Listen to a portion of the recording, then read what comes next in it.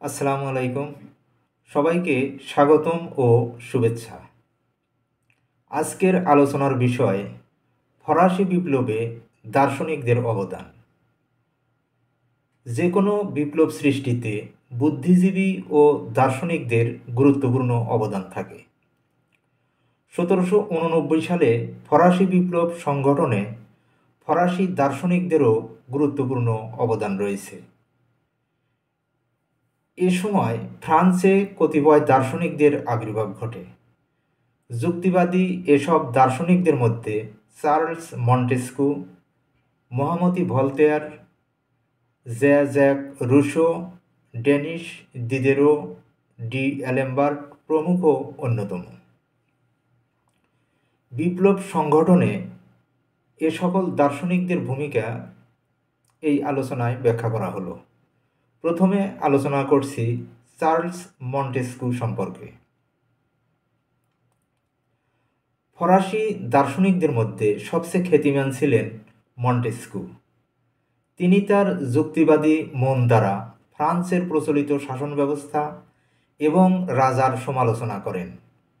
তার রচিত গ্রন্থগুলোর মধ্যে উল্লেখযোগ্য হচ্ছে the spirit of law, the Persian letters, the greatness and decadence of the Romans ইত্যাদি। তার রচিত গ্রন্থগুলোর মধ্যে সবচেয়ে আলোচিত এবং বেশি প্রকাশিত হয় দি স্পিরিট অফ ল গ্রন্থটি। এ গ্রন্থে তিনি অত্যন্ত যৌক্তিকভাবে সমাজ ও রাষ্ট্রের ত্রুটিগুলি তুলে ধরেন এবং এসব ত্রুটিগুলো সংশোধনের পথ দেখান। এ গ্রন্থে তিনি দুটি মতবাদ উল্লেখ করেছেন। মতবাদ দুটি হল: এক, কোনো দেশে কী ধরনের আইন ও সংগঠন থাকবে তা নির্ভর করে সে দেশের প্রাকৃতিক পরিবেশ ও প্রথার উপর। এবং দুই নম্বর মতবাদ ক্ষমতার বিভাজন তত্ত্ব। এই তত্ত্বে তিনি বলেন, যদি একই ব্যক্তির হাতে সরকারের আইন, বিচার ও শাসন বিভাগের কর্তৃত্ব ন্যস্ত থাকে তবে রাষ্ট্রের ব্যক্তি স্বাধীনতা লোপ পাবে। তিনি স্বর্গীয় অধিকারপ্রাপ্ত রাজতন্ত্র তত্ত্বকে অস্বীকার করেন এবং স্বেচ্ছাচারী রাজতন্ত্রের ত্রুটি বিচ্যুতিগুলো তুলে ধরেন।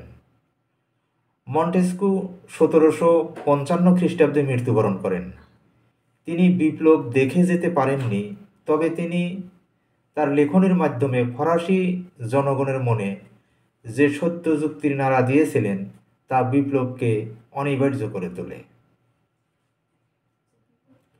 এরপর আলোচনা করছি মহামতি ভলতেয়ার সম্পর্কে। ভলতেয়ার ছিলেন জ্ঞানদীপ্ত যুগের শ্রেষ্ঠ দার্শনিক এবং বিস্ময়কর প্রতিভার অধিকারী। তাকে সপ্তদশ শতকের শিক্ষা সংস্কৃতির কেন্দ্রীয় ব্যক্তিত্ব হিসেবে গণ্য করা হয়। তিনি ছিলেন ফরাসি নবজাগরণের প্রাণপুরুষ। তিনি ছিলেন কবি, নাট্যকার, প্রাবন্ধিক, উপন্যাসিক, ছোট গল্পকার, ইতিহাসবেত্তা এবং দার্শনিক। তার উল্লেখযোগ্য রচনাবলী হল কাদিদ, চতুর্দশ লুইয়ের শতাব্দী, elements of essays on universal history ইত্যাদি। লেখনের মাধ্যমে তিনি গির্জার দুর্নীতি ও অনিয়মগুলো ব্যঙ্গাত্মকভাবে তুলে ধরেন।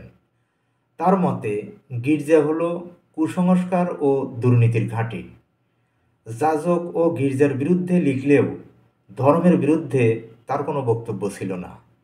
তার মতে সমাজে স্থিতিশীলতা বজায় রাখার জন্য ধর্মের প্রয়োজন আছে। তবে ফ্রান্সের ধর্মযাজকদের ভোগ বিলাসিতার বাড়াবাড়ি এবং রাজাদের ঈশ্বর প্রদত্ত ক্ষমতা দাবি ধর্মের মূল বাণীর সাথে সঙ্গতিপূর্ণ নয় বলে তিনি মনে করতেন। রাজতন্ত্রের সমালোচনা করায় তাকে বেশ কয়েকবার কারাগারে যেতে হয়েছে। কুখ্যাত বাস্তিল দুর্গে অন্তরীণ রাখা হয় তাকে দুবার। শাসক গোষ্ঠীর রোষানল থেকে বাঁচতে তিনি ইংল্যান্ড ও প্রাশিয়ায় দুবার পালিয়ে গিয়েছিলেন। তিনি রাজতন্ত্রের উচ্ছেদ চাননি, তিনি চেয়েছিলেন রাজতন্ত্র সাংবিধানিক পথে পরিচালিত হোক। বিপ্লব প্রাককালে গির্জা, যাজক এবং রাজশক্তির বিরুদ্ধে রচনা লিখে তিনি যেভাবে ফ্রান্সবাসীদের উদ্বুদ্ধ করেছিলেন, তাতে ফরাসি বিপ্লবের পথ অনেকটা প্রশস্ত হয়। এরপর আলোচনা করছি জ্যাক রুশো সম্পর্কে। রুশো জাতিতে ফরাসি হলেও জন্মগ্রহণ করেন 1712 খ্রিস্টাব্দে সুইজারল্যান্ডের জেনেভাতে। সমাজ, দর্শন, সঙ্গীত, শিক্ষা, রাষ্ট্রতত্ত্ব, উদ্ভিদবিদ্যা প্রভৃতি বিষয়ে তার প্রতিভা ছিল বিস্ময়কর। রুশোকেই ফরাসি বিপ্লবের মূল কারিগর হিসাবে মনে করা হয়। তার লেখনী এতটাই শক্তিশালী ছিল যে তার লেখা পড়ে ফরাসিদের মননে বিপ্লবের অগ্নিস্ফুলিঙ্গ জাগ্রত হয়। তার লেখা উল্লেখযোগ্য গ্রন্থগুলো হচ্ছে social contract, confession, discourse on the origin of inequality ইত্যাদি। এসব গ্রন্থে তিনি সামাজিক অসাম্যের মূল কারণগুলো ব্যাখ্যা করেন। এসব গ্রন্থে তিনি উল্লেখ করেন, মানুষের যত প্রকার গুণ আছে তার মধ্যে শ্রেষ্ঠ গুণ হলো যুক্তিবাদ। যুক্তিবাদ মানুষের মনে সুপ্ত অবস্থায় থাকে এবং স্বাধীন চিন্তা শক্তির মাধ্যমে এর বিকাশ ঘটে। রুশোর সবচেয়ে বিখ্যাত গ্রন্থ হচ্ছে সোশ্যাল কন্ট্রাক্ট বা সামাজিক চুক্তি। তিনি বলেছেন, মানুষ স্বাধীন সত্তা নিয়ে জন্মগ্রহণ করে, কিন্তু সমাজ তাকে শৃঙ্খলিত করে। সুতরাং মানুষের কর্তব্য হলো সেই শৃঙ্খল ছিন্ন করে জন্মগত অধিকার সত্তা অর্জন করা। রাজা মনে করত যে তার ক্ষমতা ঈশ্বর প্রদত্ত এবং রাজা ঈশ্বরের প্রতিনিধি। সোশ্যাল কন্ট্রাক্ট গ্রন্থে রুশো উল্লেখ করেছেন যে ঈশ্বর রাজা বা রাষ্ট্র সৃষ্টি করেননি। আদিম সমাজে সাম্য ছিল, তাই সেখানে অন্যায় ও দুর্নীতি ছিল না। জনসংখ্যা বৃদ্ধি ও অন্যান্য কারণে সম্পদের উপর মানুষের ব্যক্তিগত মালিকানার ধারণা সৃষ্টি হলে সমাজে বৈষম্য সৃষ্টি হয়। এই বৈষম্য থেকে পরিত্রাণের আশায় সমষ্টিগত ইচ্ছার কাছে মানুষ তার অধিকারকে সমর্পণ করে। এভাবে সামাজিক চুক্তির মাধ্যমে রাষ্ট্রের উদ্ভব হয়। সুতরাং রাজা বা রাষ্ট্র জনগণের ইচ্ছার প্রতিফলন, এটি ঈশ্বর সৃষ্টি কিছু নয়। ফলে সরকারের দায়িত্ব হবে সমষ্টিগত ইচ্ছাকে বাস্তবায়ন করা, কোনো একক ব্যক্তির ইচ্ছাকে নয়। রুশোর মতে রাষ্ট্রের সার্বভৌম শক্তির উৎস জনসাধারণ। সুতরাং জনসাধারণের মত অনুসারে রাজা রাষ্ট্র পরিচালনা না করলে তাকে ক্ষমতাচ্যুত করার অধিকার জনসাধারণের রয়েছে। এই সারা জাগানো সোশ্যাল কন্ট্রাক্ট গ্রন্থে তিনি লিখেছেন, কোনো মানুষ সে পরিমাণ ধনী হবে না যা হলে সে অন্য মানুষকে ক্রয় করতে চাইবে, আবার কোনো মানুষ ততখানি দরিদ্র হবে না যতখানি হলে সে মানুষটি নিজেকে বিক্রি করতে চাইবে। রুশো সে ধরনেরই সাম্যনীতি দ্বারা পরিচালিত সমাজ চেয়েছিলেন। এভাবে রুশো তার সামাজিক চুক্তি মতবাদের মধ্যে সাম্যবাদ, স্বাধীনতা ও গণতন্ত্রের কথা লিখে ফরাসি জনগণকে বিপ্লবী চেতনায় উদ্বুদ্ধ করে তোলেন। এজন্যই রুশোকে ফরাসি বিপ্লবের পুরোধা ব্যক্তিত্ব বলা হয়। এরপর আলোচনা করছি ডেনিশ দিদেরো সম্পর্কে। ফরাসি বিপ্লবে মন্টেস্কু, ভলতেয়ার ও রুশো ছাড়াও আরও কয়েকজন চিন্তাবিদ তাদের প্রতিভার স্বাক্ষর রাখেন। বিপ্লব পূর্ব যুগে এনসাইক্লোপিডিয়া বা বিশ্বকোষের মতো বিশাল গ্রন্থ লিখে যিনি স্মরণীয় হয়ে আছেন, তিনি হলেন ডেনিশ দিদেরো। অবশ্য তার সাথে ডি অ্যালেম্বার্ট, ম্যাবলি, কদ্রেস প্রভৃতি পণ্ডিত ছিলেন। বিশ্বকোষ হলো সহজ সরল ভাষায় সব ধরনের জ্ঞানের একত্র সন্নিবেশ। ফরাসি দার্শনিকদের লেখাও এ বিশ্বকোষে স্থান পায়। 1765 খ্রিস্টাব্দে এ গ্রন্থের প্রায় 4000 কপি বিক্রয় হয়। তিনি তার নেতৃত্বে ফ্রান্সের চিন্তাশীল মনীষীদের জড়ো করেন। তাদের সহায়তায় তিনি জ্ঞান বিজ্ঞান ও দর্শনের শ্রেষ্ঠ বিশ্বকোষ গ্রন্থমালা রচনা করেন।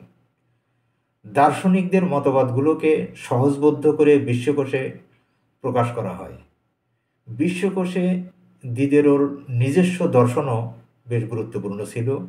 এ দর্শন ছিল মানবতাবাদী। তিনি বলেন, জগতের সকল নৈতিক নিয়মের একমাত্র ধ্রুব লক্ষ্য হল মানুষের মঙ্গল বিধান করা, যা যা মঙ্গলজনক নয় তা যুক্তিযুক্ত নয়। যুক্তির কোষ্ঠী পাথরে সকল কিছু যাচাই করে গ্রহণ করা উচিত। এ গ্রন্থখানি বঞ্চিত মানুষের বিপ্লবী চেতনাকে উজ্জীবিত করে তোলে। অতএব দেখা যাচ্ছে যে দার্শনিকগণ রাজার ঈশ্বর প্রদত্ত ক্ষমতাকে যুক্তি দ্বারা আক্রমণ করেন এবং মত প্রকাশ করেন যে রাজার ক্ষমতার উৎস ঈশ্বর নয়, জনগণ। প্রকৃতির নিয়মে অধিকারের সাথেও কর্তব্য থাকে। সুতরাং রাজা শুধু অধিকার ভোগ করতে পারবে না, তাকে কর্তব্যও পালন করতে হয়। মন্টেস্কিউ তার বিখ্যাত দি স্পিরিট অব ল গ্রন্থে রাজার ঈশ্বর প্রদত্ত ক্ষমতা ও ফ্রান্সের স্বৈরাচারী রাজতন্ত্রের তীব্র সমালোচনা করেন।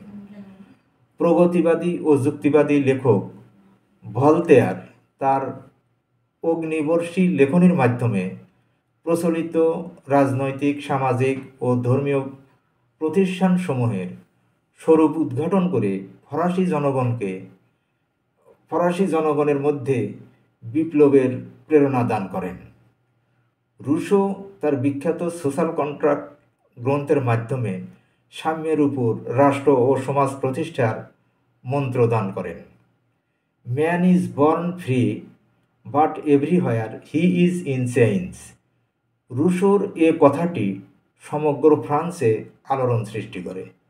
তার সোশ্যাল কন্ট্রাক্ট গ্রন্থটি ফ্রান্সের তথা ইউরোপের জনমনে বিরাট প্রভাব বিস্তার করে তাদেরকে বিপ্লবী ভাবধারায় উদ্বুদ্ধ করে। এ সকল দার্শনিকগণ তাদের মুক্ত চিন্তার লেখনের মাধ্যমে ফরাসি বিপ্লবে অমূল্য অবদান রেখেছেন। এই আলোচনা থেকে আমরা ফরাসি বিপ্লবে দার্শনিকদের অবদান সম্পর্কে জানলাম।